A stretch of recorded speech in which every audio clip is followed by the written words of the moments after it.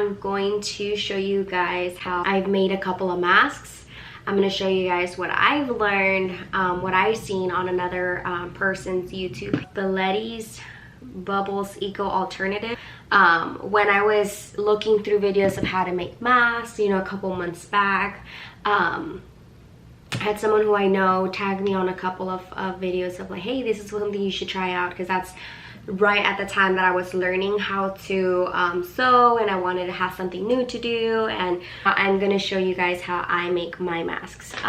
So a couple of things that you guys will need, of course, is what she recommended to you was 100% cotton fabric. I believe it was on there, and from a lot of other videos that I've also searched, some I liked, some were helpful, you know, whatnot. But this video that I watched of hers really helped me make the mask that I'm able to make now. But you start with a piece of fabric. Doesn't matter the pattern, the style that you like.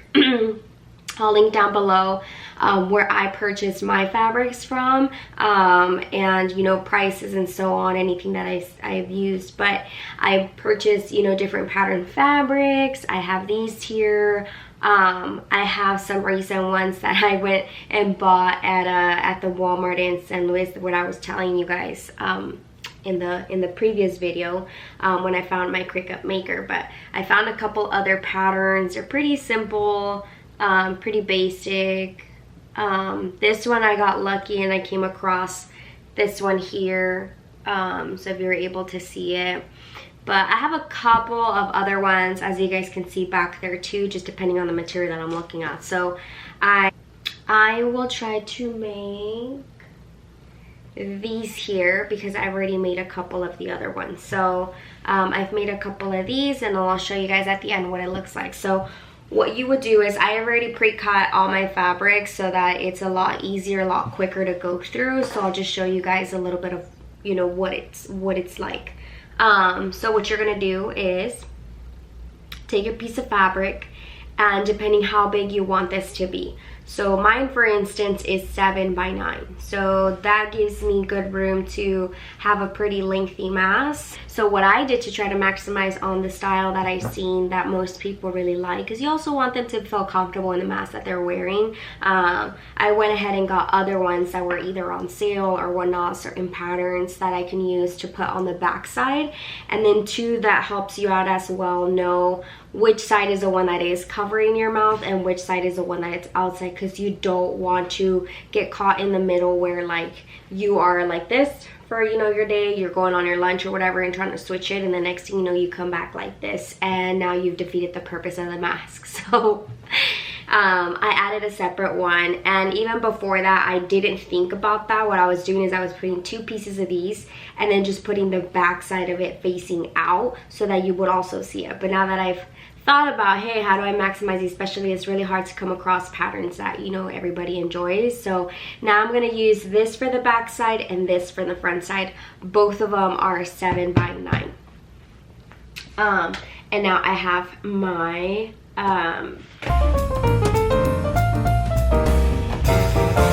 here's my machine board of, you get to select the number, you get to select the style, and it pretty much goes off of those patterns.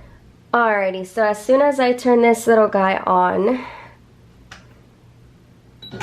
it goes to default, which is 0, 0, and I actually want 1. And the reason why I want 1 is, if you guys see over here,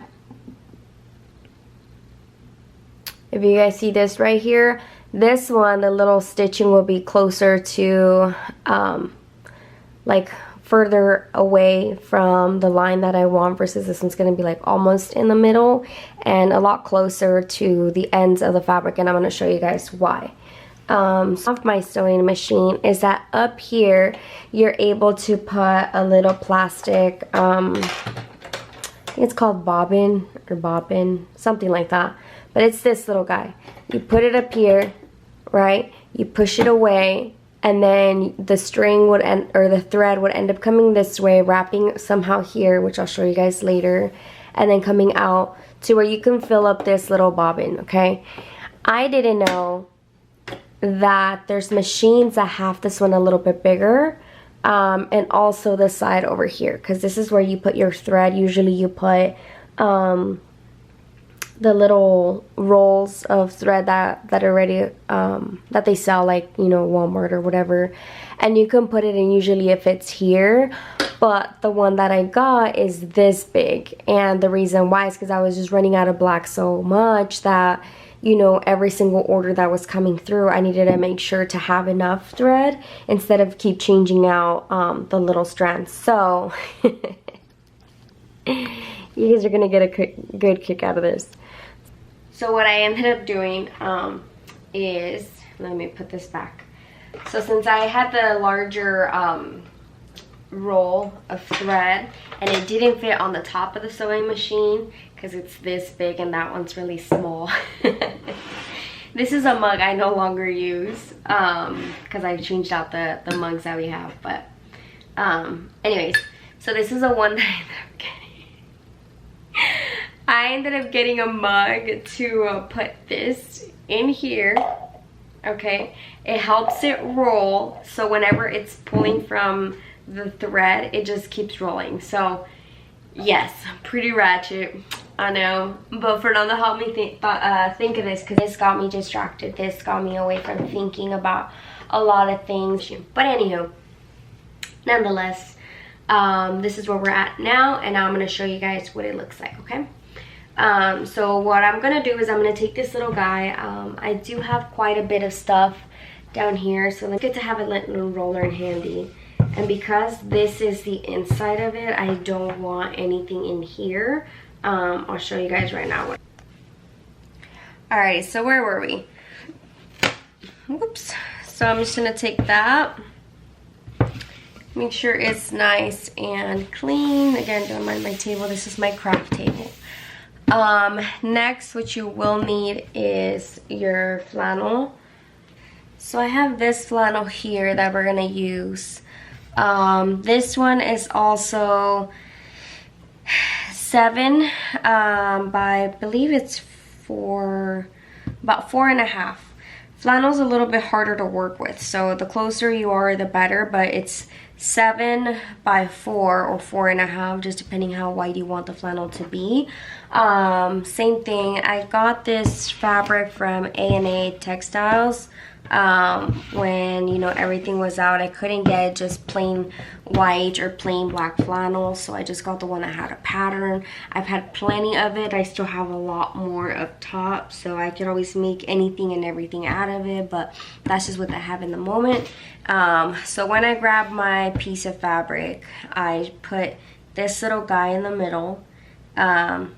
It doesn't have to be perfect, but if you are someone who likes things to be perfect, then fix it by all means. But here's that. I'll just set it up that way. So once it's here, I'm gonna pass it through my sewing machine. Crack this little baby on. So once I have this fabric, I have it here. You can pin it if you like, using this little guys here. So you can just get any little pin. I have a ton. Again, these I got from Walmart. You can either pin it on the sides here and then here. However, because it's flannel and it is cotton, it does stick pretty easy. It doesn't move, or at least not for me. So if you want to pin it, you can. So once right there, I'm going to set this here. So remember when I said make sure your machine is at 1, this is going to be wide. So I set it down. It has both of the fabrics underneath there. And now I'm just going to go ahead and pedal.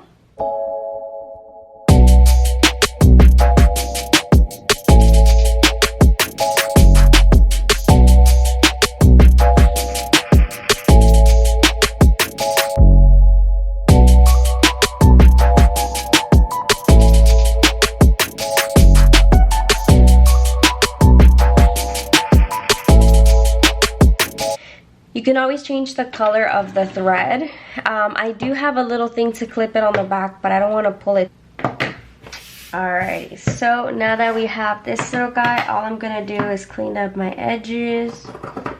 I don't want anything left over.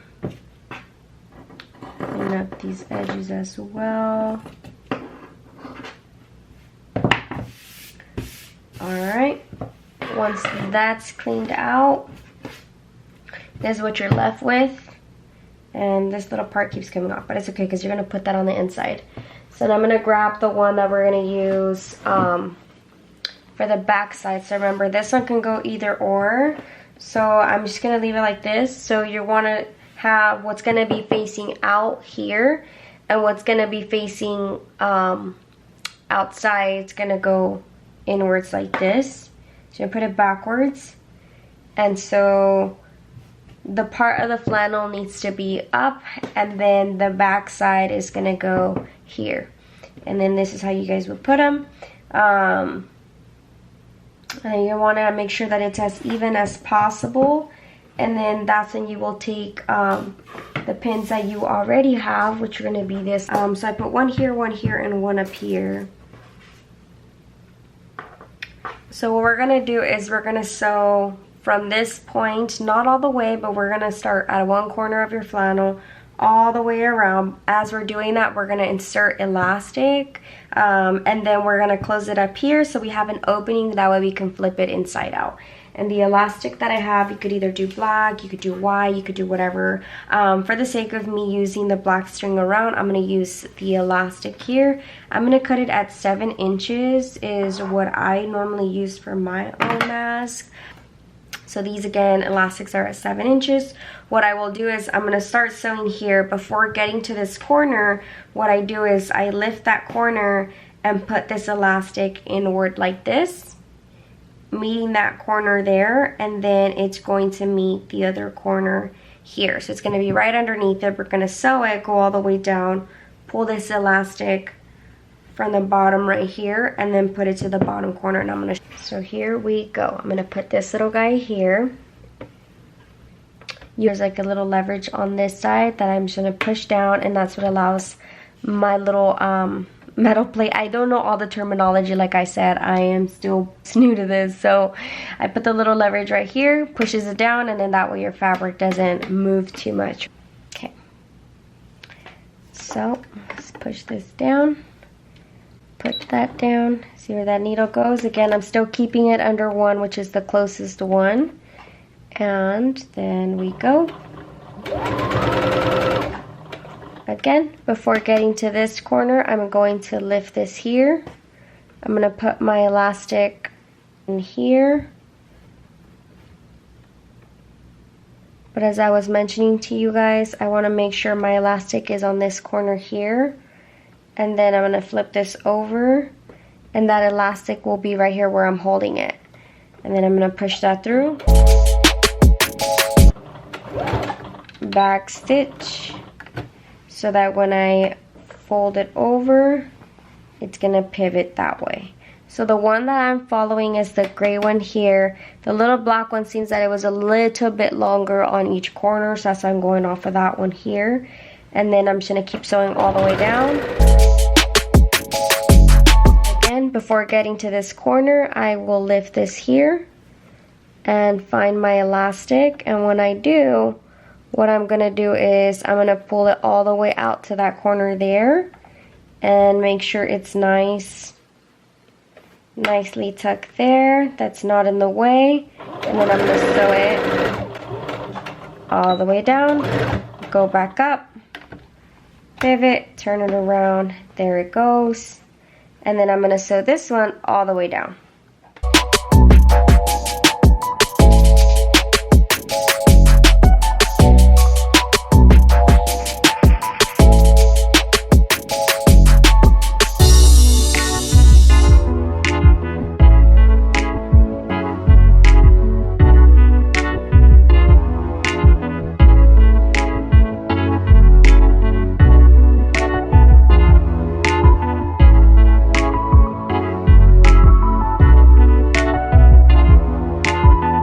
Stop it right there because I started my stitching here, so I will stop it there. Back stitch, lift it, bring it out, and cut it. Alrighty, now that I have this here, I'm going to take these out. And what I will do is I'm going to cut the corners right there.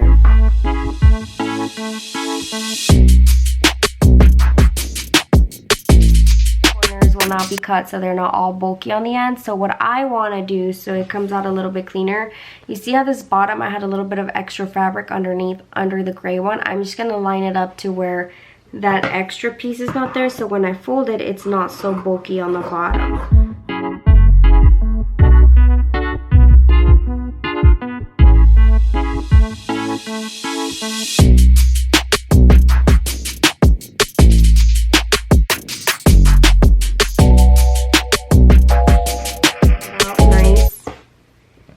And clean here, so when I flip it inside out,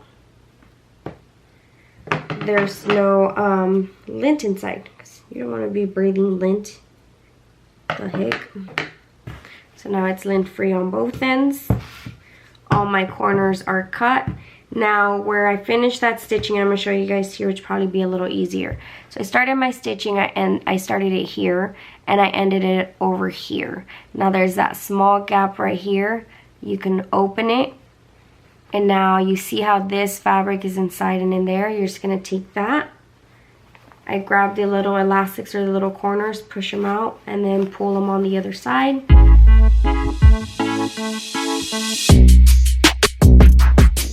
And then I will iron it so it's nice and flat, and I can fold it, pleat it, whatever it's called. I have the world's smallest planchita. It's a little steamer. It has the water inside already.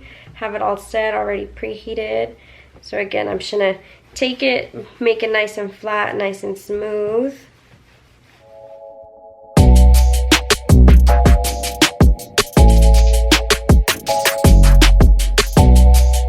You do iron them, because if you don't, they're a little bit puffier, so when you fold them and stuff, they just become all uneven. So you see, you don't even know which side is opened, and I haven't even stitched it, but the ironing helps lay it nice and flat.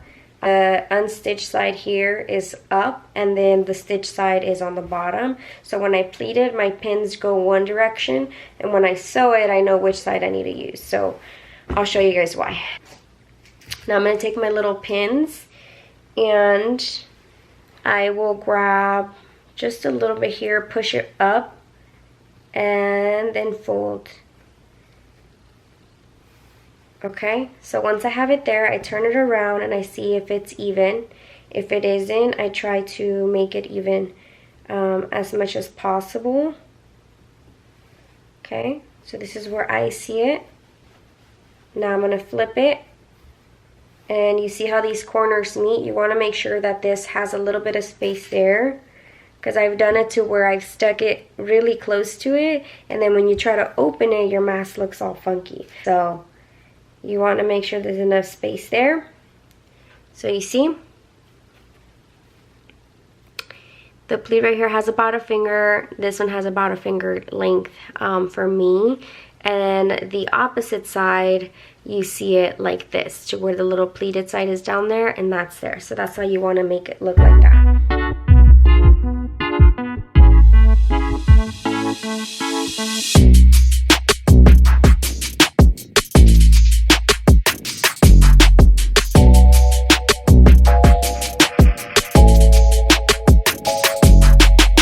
So now that it's all pinned, you can see the vision.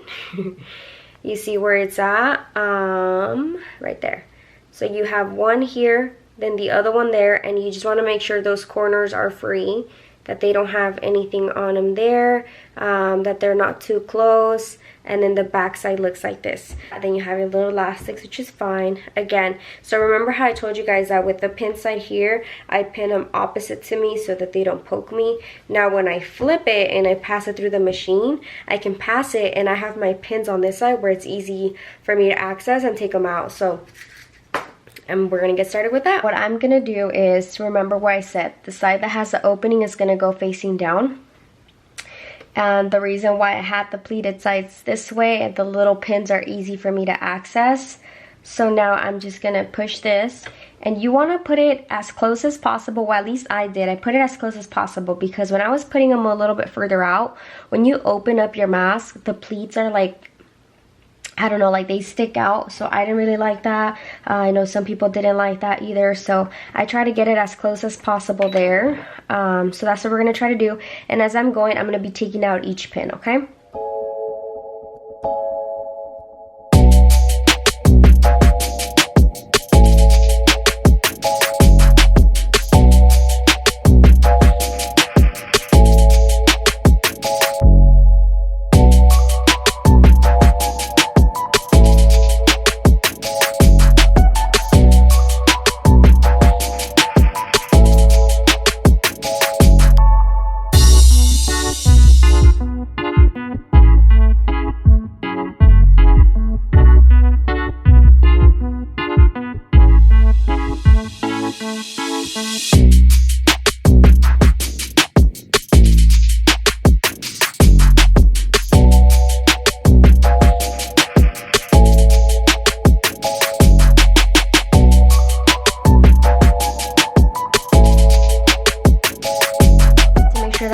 That end, so we're gonna pivot again, and we're just gonna go through it one more time.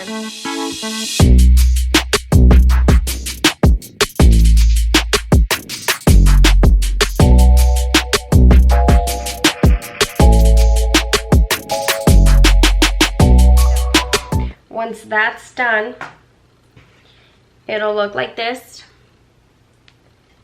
Okay, focus. It'll look like that. It'll be nice and sealed. The back side will be like this, and now you place it on. So once you do that, it's right there, right? Now you get to stretch it out, and it's gonna fit nicely there. See, I always like mine just right there. For me, I have glasses, so what I just do is just I let it sit right there. And there you go. You have a nice mask. You can again tighten these up if you want a smaller elastic. You can tighten it up right there so it closes like right there and it doesn't have any openings. You can tighten it up at the top. There you go.